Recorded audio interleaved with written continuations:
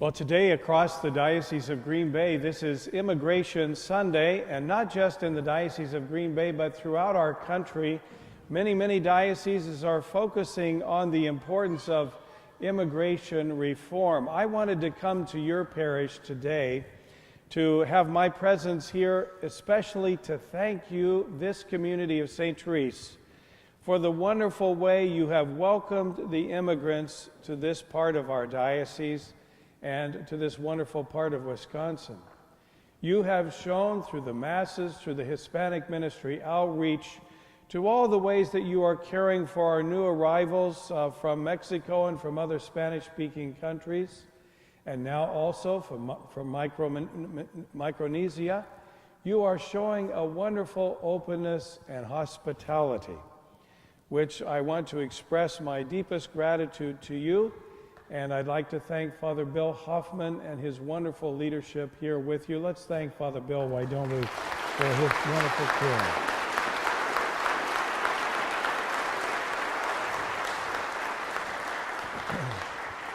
You know, Father Bill served in a country called the Dominican Republic in a parish that the Diocese of Green Bay has had now for 50 years.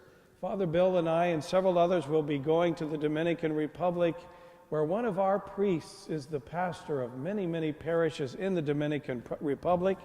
That's Father Michael Cease, and we're so happy and proud of him as he continues to reach out to that community, which is actually our parish in the Diocese of Elias Piña.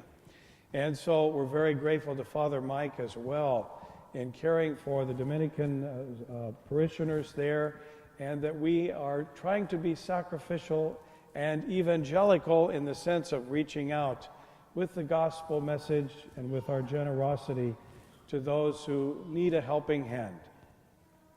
So today, I want to bring before you not necessarily my teaching, but the Church's teaching on this very important issue, because the Synod has already passed a piece of legislation about immigration reform, and it is now before the House of Representatives. Archbishop Gomez asked all the bishops in the United States to present this to our people because it is a moment of opportunity that may not be here again, when our legislators can really reform immigration, make it truly more humane and more helpful, and also increase the security in the proper way so that people aren't denigrated, but that security, true security and protection is maintained for this great country, but in a way that is hospitable. Now, that's a very hard thing to do, if you can imagine, but we have an opportunity now as a country to embody some of the wonderful teaching of our Catholic Church, and to do that in a way that shows itself in the way we welcome people to this country. 100 years ago, my grandmother, Christina Hanekamp, arrived on these shores from Germany, going first through Nova Scotia, then into New York, and then down from New York to Covington, Kentucky. My grandfather, 102 years ago, this month I believe as well, or the month of July, had arrived from the same village where my grandmother grew up. She was an orphan. He was one of 18 children.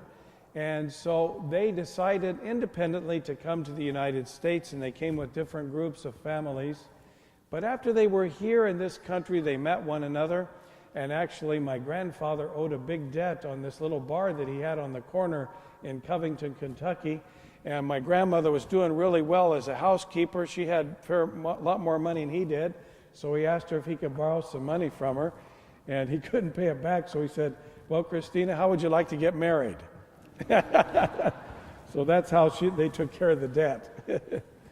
But anyway, they love this country. They're both deceased now. But as I heard them tell the stories of their immigration story, how thrilled and delighted they were to come to this great country. And they were treated warmly. Yes, skeptically by some, that always happens. But overall, they were treated warmly. And they made a great contribution wherever they lived, in their work ethic, in their moral ethic, and in the difference that they made for this country. I bet that each one of you has an immigration story, either yourself or someone of your relatives. It's important for us to never forget our roots. that most of us came to this great country through an immigration process, and to remember our hearts should go out to those others who want to come to this great nation. You know, even though we're having a lot of troubles in our country in all kinds of ways, we're still one of the best countries in the world, and people still want to come here. What we're trying to do now is to help our legislators make decisions by focusing on some key principles that we're not telling them what to do, except we're saying, make sure you keep these principles in mind when you're voting about these things. First of all, that we need to work as a country on global poverty. Often the reason people want to come here is not because they hate their own land, it's because they can't make a living. That's what happened to my grandpa. He couldn't get a job. And in those days when Kaiser Wilhelm was in charge of Germany, nobody could even barely eke out a life for themselves, let alone a family. So we want to help by helping other countries to really be able to provide for their own. Most people love the country they're born in, don't they? Secondly, expanded opportunities to reunite families. Do you know some families have been totally ripped apart because of our immigration laws? Some of them are in Mexico or in other countries. Some of them are able to stay, but they can't even see one another oftentimes. So we're reminding them about the importance and the dignity of human life and of family. That's an important aspect to keep in mind as well. We're really encouraging a temporary worker program. U.S. economy depends upon the labor provided by migrants. Therefore, many migrants come to the United States to fill jobs. It's even impractical for us from a material, financial point of view, not to have people here to help us to carry on all the work that is available. The bishops acknowledge this reality and call for a more rational and humane system by which laborers from other countries can enter the country legally to fill positions in the labor force, including on a temporary basis. So we recognize that many people want to stay in their own country, like Mexico, but they need to come here and to work, to earn enough money to send back to their families, and that helps us to get the jobs done that we need to provide food for our own areas, food for the country, and sometimes, yes, even food for the world. So that's an important aspect of being able to provide a safe, yes, but also an effective way to bring temporary workers here and give them enough rights to be able to function properly. Our temporary worker program, we would recommend includes a path to permanent residency, which is actually achievable and verifiable. The family unit, which allows immediate family members to join their worker. Job portability, which allows the workers to change employers. Labor protections, which apply to U.S. workers. Enforcement mechanisms and resources to enforce the workers' rights. Wages and benefits which do not undercut domestic workers. Mobility between the U.S. and homeland and within the U.S. itself.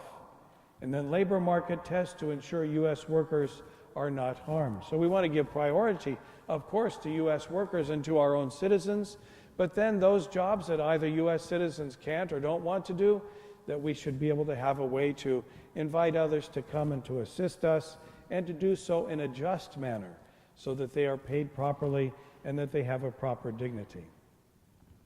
And so we're asking for a broad-based type of legislation that would allow people to enter with proper immigration documentation, and opportunities should be provided for them to obtain legalization if they can demonstrate good moral character and have built up equities in this country. You know, I was just a few weeks ago in Watoma, and I do First Communions and confirmations there. There are a lot of immigrant Mexican laborers there in our wonderful parish, and they too have welcomed the immigrant beautifully. I gave 70 First Communions and 25 confirmations 2 or 3 Sundays ago, and they are so grateful to be in this country. Some of them will return, but you know what's happening now? They're finding ways, but it's very hard to be able to stay as permanent residents and then move on from there, hopefully, to citizenship. We hope and pray because they make a great contribution and they start to assimilate into our country. Now, there's some things that I hope and pray the Hispanic people and other immigrants don't assimilate about our country. You know, this thing of justice has to always be tied to life. Life issues are justice issues, and justice issues are life issues. Unfortunately, in the Caucasian white community, we seem hell-bent on self-destruction through abortion and other practices. In the black community, and that's the best-kept secret, 50% of black children are aborted at any given time. And so we're going to depend upon the Hispanic population to come and to value life, to have children, to be proud of their families, and not to have an anti-life attitude. We don't want the American culture to seep into that and into this group, but to be able to provide for them with the gospel message, the teaching of the church. So protecting life is protecting justice, and protecting justice is protecting life. They're very closely linked. That's why we started in the diocese the Living Justice Department, because it puts life and justice together. And Catherine Orr, the head of that department, is here with me today. You can meet her later on at breakfast time if you'd like to come. And she and that department are doing a beautiful job of making sure we communicate the whole message of the gospel of life and the gospel of justice together. They are really one. What are we asking you to do? What we're asking you to do is to write to your legislator, to encourage them not to use this golden opportunity of this open window to do just and good immigration reform. Now, the bill, I understand, I haven't read all of it, I've read part of it. It's not perfect, but it's a big step in the right direction. This is the one the Senate passed and is now with the House. You can go online if you want to do it easily, get the usccb.org, write in immigration reform, and it'll go right there. There's even a letter form that you can use, type it yourself, write it yourself, or you can even do it online, I understand, and write your legislator and let him know that you would like him to be open to moving forward immigration reform. Now, people say to me, Bishop, the church ain't supposed to be about politics, is it? I said, no, I'm not a politician. Religion is not a political thing, and yet by our own teaching, we are called to make a difference in the world in which we live, especially when it comes and deals with life and human dignity, the dignity of the human person. And so we need to weigh in with the gift of our gospel message and the teaching of the church. That's a unique contribution that we as Catholics make. And the onus is on us to do that. Otherwise, we're really cheating our country. We're not helping our country to embrace the values which our church can bring in a unique way, and I would say to you, brothers and sisters, in a courageous way. We need to be courageous about presenting these principles over and over and over again, because the temptation is to treat one another poorly, especially those we don't know, the alien, the foreigner among us. It's to push them aside and treat them like dirt, and this country has never treated our immigrants that way, at least not in policy. And so we need to make sure that we're really treating people personally in a dignified way, communally, welcoming them into our family of the church, civilly in our communities, and as a nation that we have immigration reform that is truly life-giving and truly just. Once again, thank you for your openness. Thank you for really listening to the gospel and the teaching of the church. And thank you for all you, this community, are doing to welcome the stranger among us. May Almighty God bless you, the Father, the Son, and the Holy Spirit.